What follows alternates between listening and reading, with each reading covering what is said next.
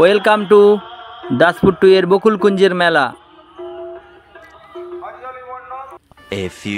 বারোয়ারিগুলো বন্ধুরা দেখো কত অসাধারণ করেছে, কত সুন্দর। দেখতে থাকো, ভিডিওটা দেখার অনুরোধ রইল। প্লিজ কেউ স্কিপ করবে না, তাহলে মিস করে যাবে।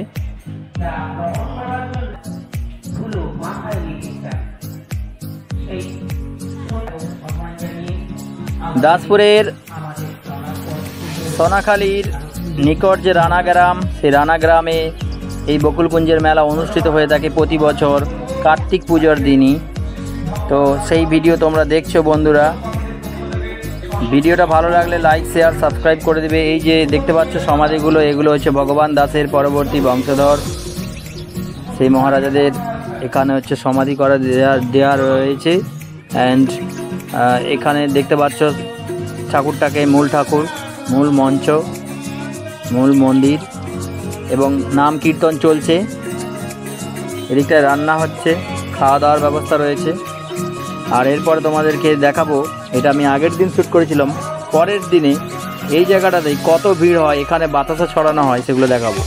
চলো দেখো, পরের দিনের ভিডিও দেখছো। এখানে দেখো কত বাতাসা রয়েছে, এই সব বাতাসাগুলো বিক্রি হচ্ছে, বাতাসাগুলো ছড়ানো হবে। আমি এগিয়ে চললাম বন্ধুরা, তোমাদেরকে দেখাবো। বাতাসা ছড়ানো চলছে অলরেডি। মানুষজন এখান থেকে বাতাসা কিনে বা বাড়ি থেকেও কেউ নিয়ে আসতে পারে, নিয়ে এসে এখানে বাতাসা ছড়ায়। এখানে দুপুর থেকে একদম সন্ধে পর্যন্ত, রাত্রিও হয়ে যায়, 8টা বেজে যায় প্রায়, বাতাসা ছড়ানো চলে। সেই ভিডিও তোমরা দেখছো।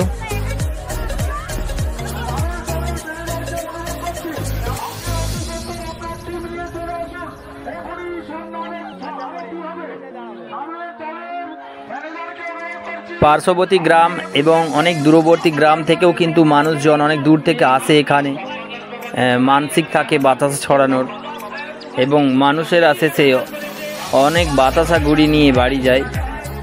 বাতাসা ছড়ানো চলছে এখানে, দেখতে পাচ্ছ বন্ধুরা তোমরা কত মানুষ বসে রয়েছে, বাতাসা সব কুড়োচ্ছে।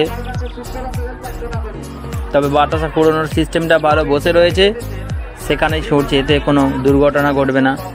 এটা একটা এই কমিটির তরফ থেকে একটা ভালো উদ্যোগ বলা যেতে পারে।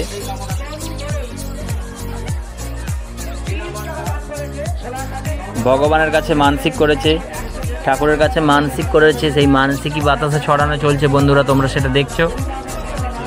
এখানে ভগবান দাস ছিলেন, আর তারই প্রতিষ্ঠিত করা এই বকুলকুঞ্জের মেলা। এখানের মেলা 4-5 দিন চলে বন্ধুরা, তোমরা সময় পেলে অবশ্যই এসে ঘুরে যেও। এবং এরপরে তোমাদেরকে মেলাতে নিয়ে যাব, মেলা কেমন বসেছে সেটা দেখাবো। তো ভিডিওটা দেখার অনুরোধ রইল।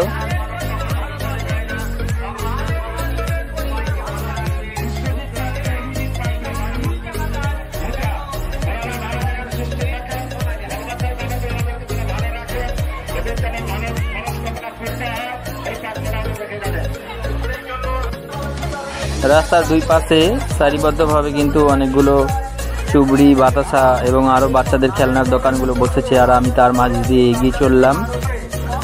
এরপরে তোমাদেরকে আমি মূল মেলার দিকে নিয়ে যাচ্ছি, মেলা প্রাঙ্গণের দিকে। মেলাঘাট কেমন বসেছে সেটা তোমাদেরকে দেখাবো।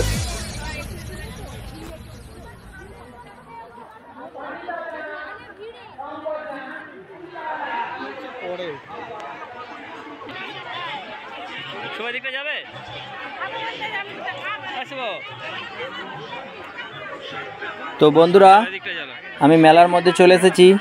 যারা দাসপুর থেকে দেখছো, ঘাটাল থেকে দেখছো, চ্যানেলটাকে সাবস্ক্রাইব করে রাখবে।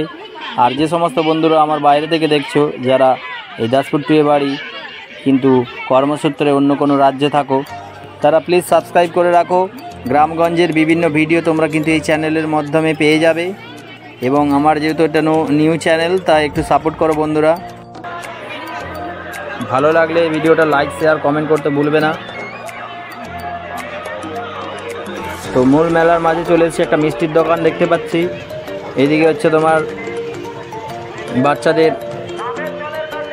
মিকি মাউস থেকে শুরু করে একটা ছোট্ট টয় ট্রেনের মতো রয়েছে।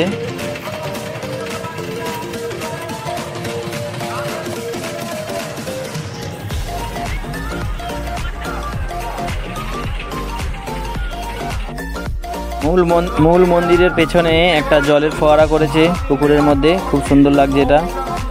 তো থ্যাংক ইউ বন্ধুরা ভিডিওটা দেখার জন্য। দেখা হচ্ছে পরের কোনো একটা ভিডিওতে, ততক্ষণ সবাই ভালো থেকো। Thank you guys for watching my video.